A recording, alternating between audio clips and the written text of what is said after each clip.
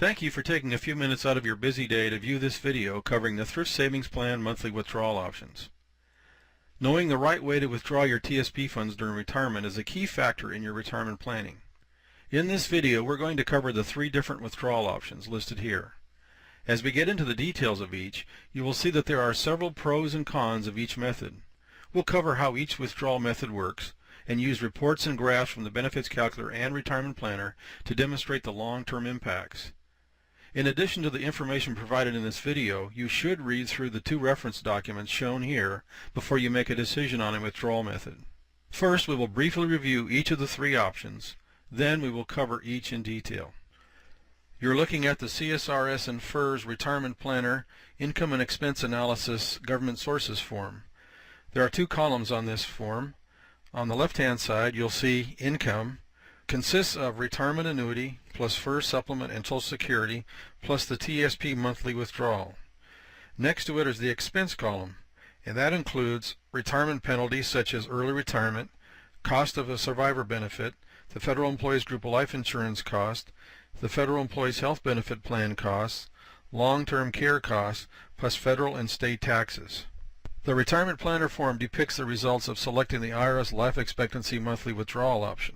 You can see that at age 84, income will drop by $2,450.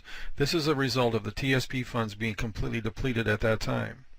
The advantage of the IRS Life Expectancy option is a maximum TSP monthly income from retirement to life expectancy age. However, there are disadvantages. The relatively short period of withdrawal from retirement to the IRS life expectancy age. TSP savings decrease over withdrawal period and completely deplete TSP savings by the end of the withdrawal period. Although the previous IRS life expectancy monthly withdrawal method provided the greatest income from retirement to life expectancy, the duration of that income was short. In this next model, we're going to extend the withdrawal period from retirement through age 95. And during this period, we're going to maximize our TSP monthly income. So we're going to get a longer withdrawal period, and we're going to continue to maximize our TSP income. However, there's some disadvantage to this approach. TSP savings will decrease over the withdrawal period, and they will completely be gone by the time we reach the end of the withdrawal period. We'll have less TSP income than we had with the IRS life expectancy withdrawal method. We're going to make a change from the previous model in this particular monthly withdrawal option.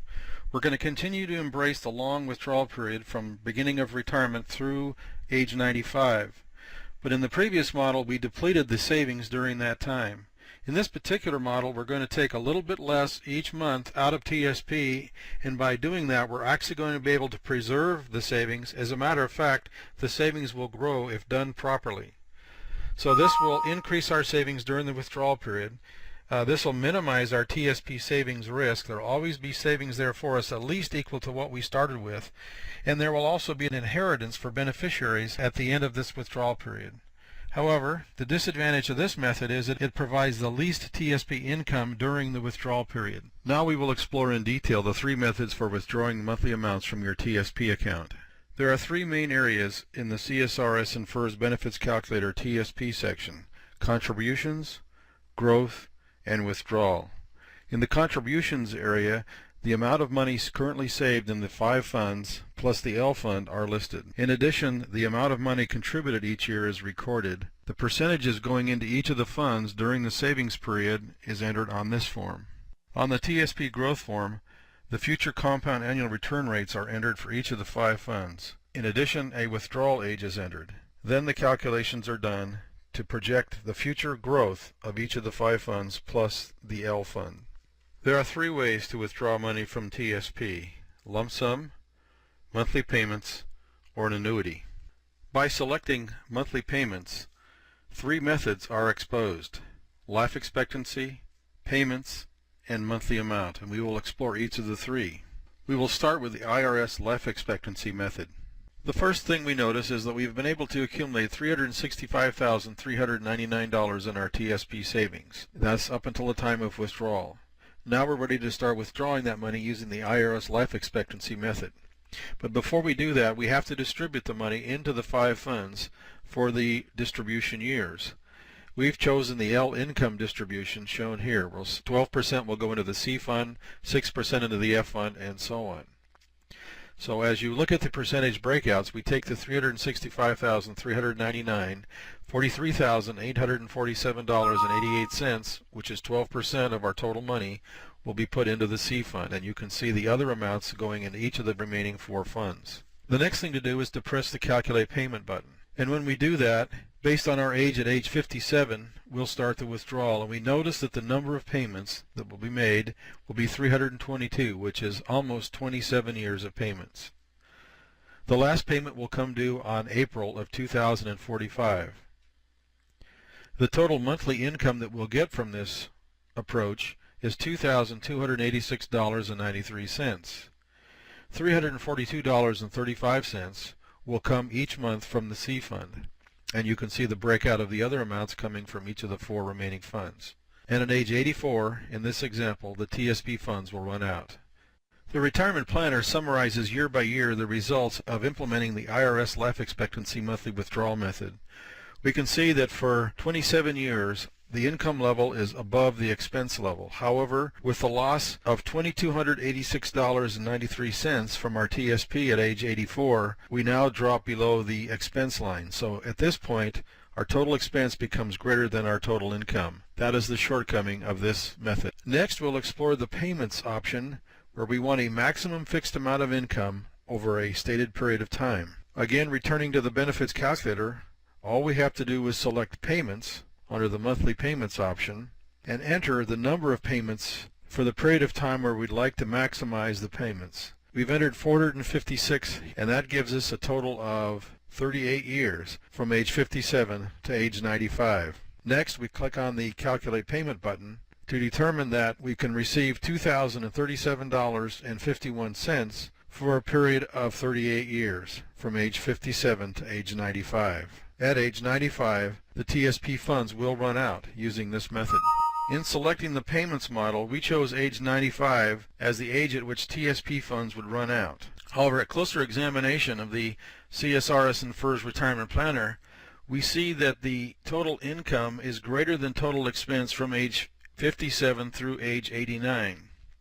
This gives us 32 years in which income is greater than expense.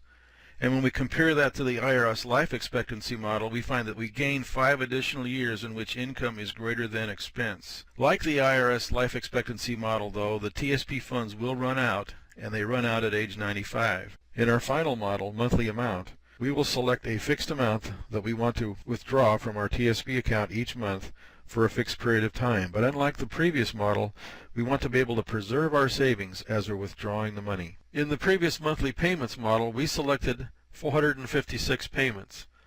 The calculator then calculated the maximum amount we could get per payment, leaving nothing in our TSP savings account at the end of the withdrawal period. In this model, we're going to select monthly amount. So in addition to the number of payments, 456, we have entered $1,800 as the amount we want to receive each month for 456 months. At the end of that period of time, the calculator has calculated that we will have $687,760.34. In our previous model, payments equaled $2,037.51. In the monthly amount model we used here, we dropped our payment to $1,800, a difference of $237.51. By doing that, for the same withdrawal period from age 57 to 95, we were able to grow our actual TSP savings during the withdrawal period. The previous model, as you recall, we depleted our savings all the way down to practically zero. However, we did have to drop the amount of income each month by $237.51 to accomplish this. And we find from the retirement planner chart that income will be overtaken by expense at age 88 rather than 89, so we do lose a year in this model.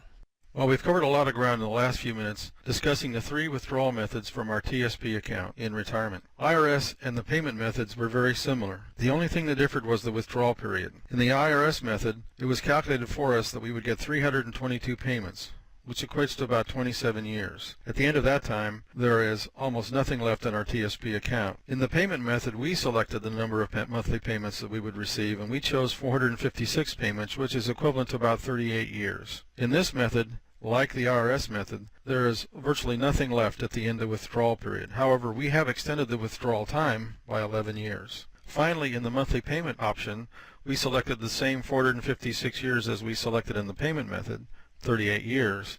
But in this method, we chose to withdraw the least amount of money from the three options, $1,800 a month. And in doing that, we're able to preserve the amount of money that we had saved during our TSP growth years. We were able to grow the funds from an initial starting point of $365,399 to a level of $687,760.